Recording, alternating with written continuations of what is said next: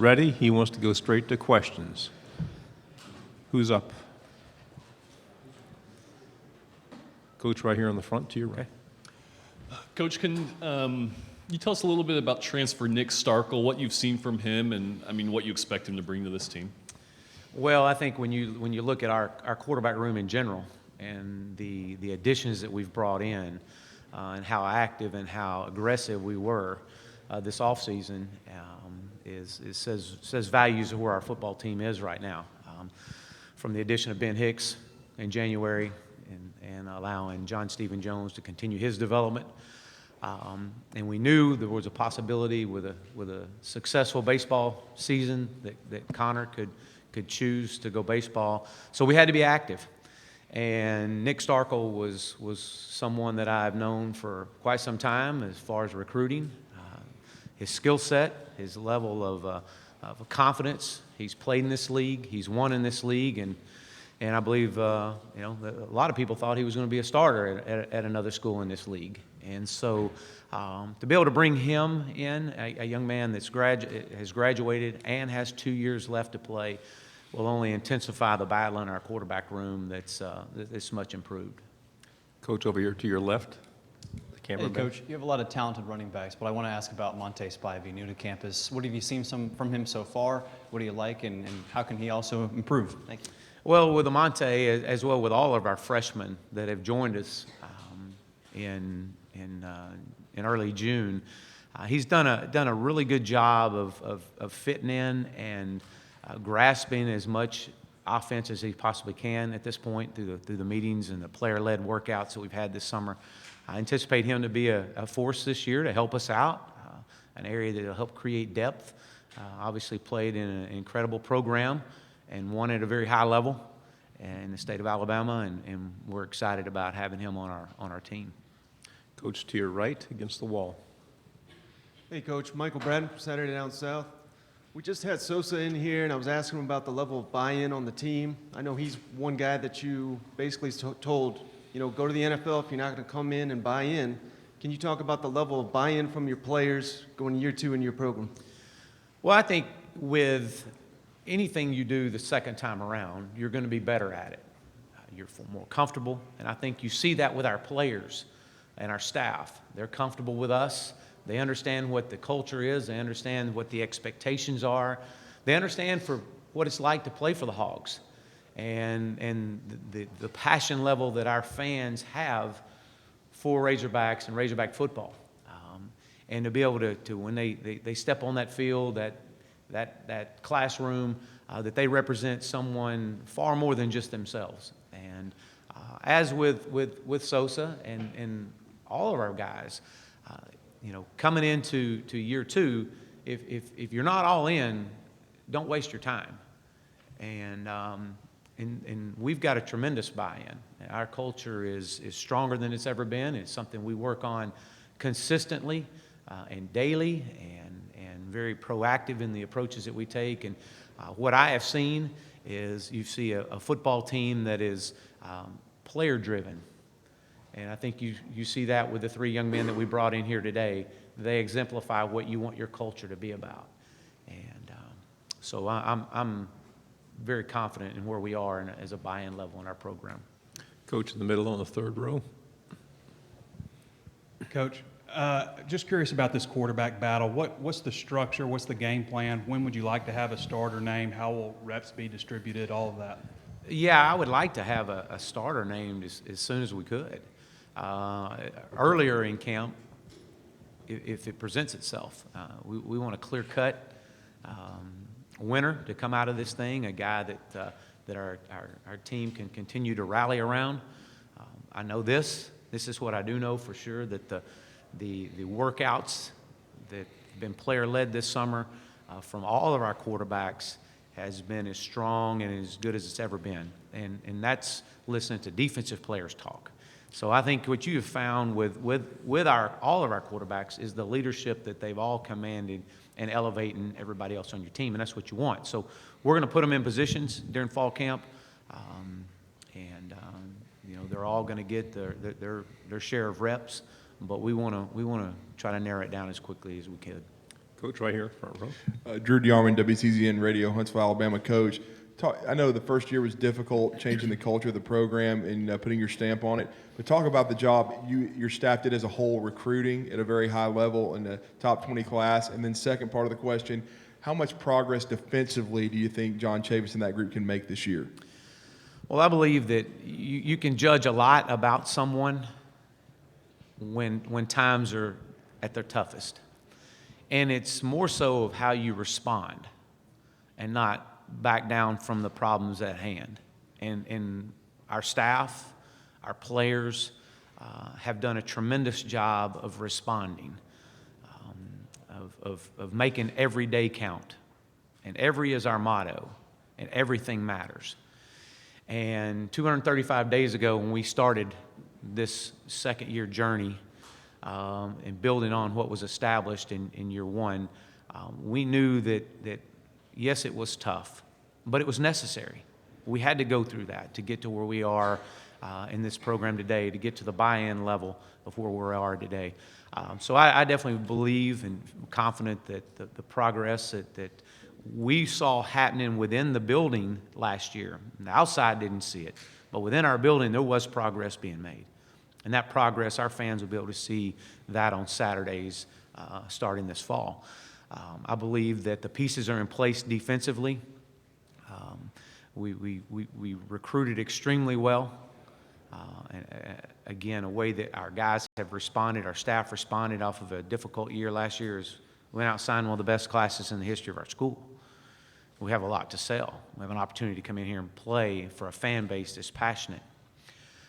And I believe we've done that. We address some areas of needs, both the offensive and defensive line, that have to be able to allow us to compete in this conference at a level that we want to be at.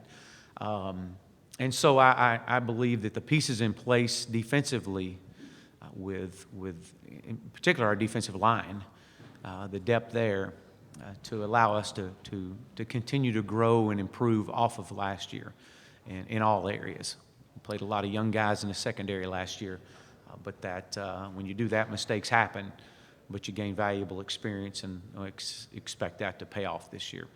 Coach to your left, standing by the camera. Hey, Coach, Jacques Doucet, WAFB TV. You talked about progress. You had a game against LSU last year that was closer than expected, kind of right down to the wire. Is that kind of what you're talking about, and can you speak about going to Baton Rouge this year? Well, I think when you look at what we're trying to do, we're trying to build a program that's going to sustain and be consistent over time. This isn't about building just a winning football team. This is far more than that. This is about building a program. And when you build a program, you talk about being a consistent winner, week in and week out. And when you do that, and winning championships, and when you do that, you have to develop champions both in the locker room and in that office. And that's something that our staff has done a great job of developing. We competed last year, but there was times that it didn't happen.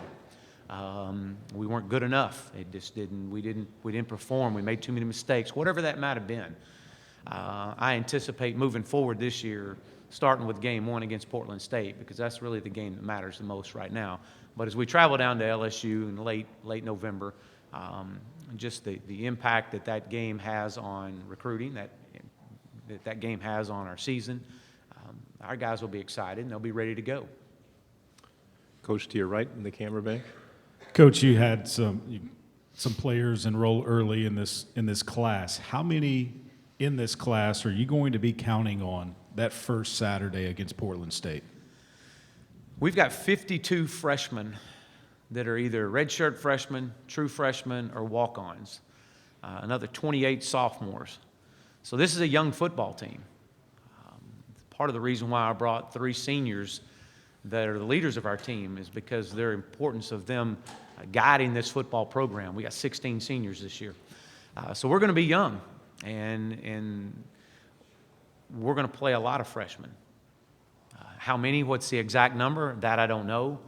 But I do know that the way that our players, or the way that our staff recruited, and the caliber of players that we've brought in addition to the development of the players already on our roster, I anticipate that these young guys are going to come in and push to play and push to start. And so it'll be interesting battles at not just the quarterback position, but all positions in fall camp.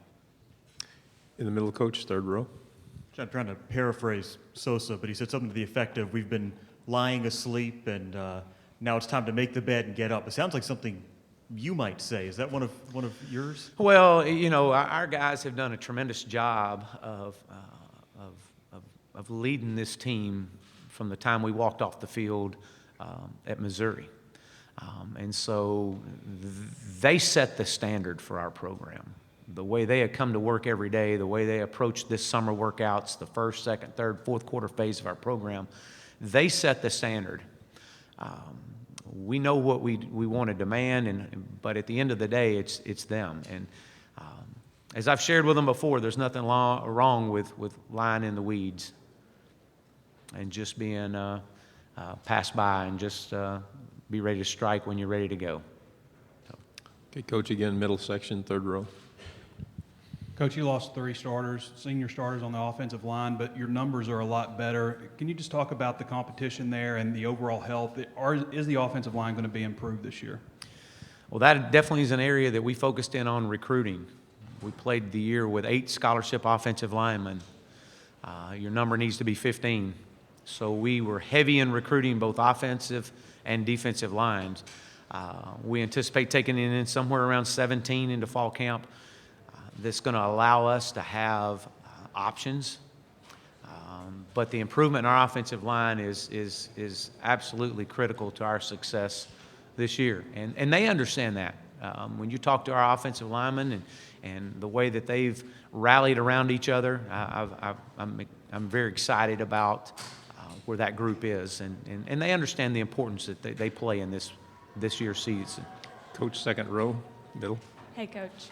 You've talked a lot about leadership previously, so I'm just wondering, are there any freshmen that have come in and kind of taken on that leadership position, or maybe even some sophomores from last year that kind of said, you know, hey, we got to step up, we've got to fill these positions? You know, there really have. You would expect that when you bring in guys that want to compete to play. And what we've found more than any is the young guys that we have brought in have helped push the older guys. And it's made the older guys realize that, hey, you're going to take our lead. Here, we feel you. We hear you. But we're all one Razorback. And we've been in this program longer than you have. And it's our time now to leave our legacy. And that's what I've shared with our senior class. You've got 121 days from the day we start and report to leave your legacy. What's it going to be? And I think that our freshmen have done a really good job. Trey Knox is a young man that has done a good job of coming in and not just leading by being vocal, but leading by work ethic. And so you're starting to see a lot of those young guys really step to the forefront and do that. You know, some of these young guys that have came in January more in particular.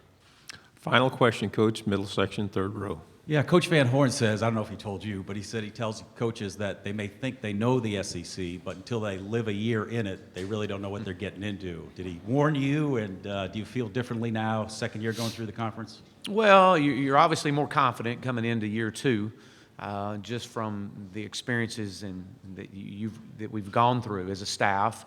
We've got a lot of coaches on our roster that had gone through the SEC, and I knew it was going to be tough getting in here, but we're going through a year. You realize that it is a line of scrimmage league, and you better have depth in both the offense and defensive lines, and you also realize that experience plays a valuable role in this league as well, as you develop a program.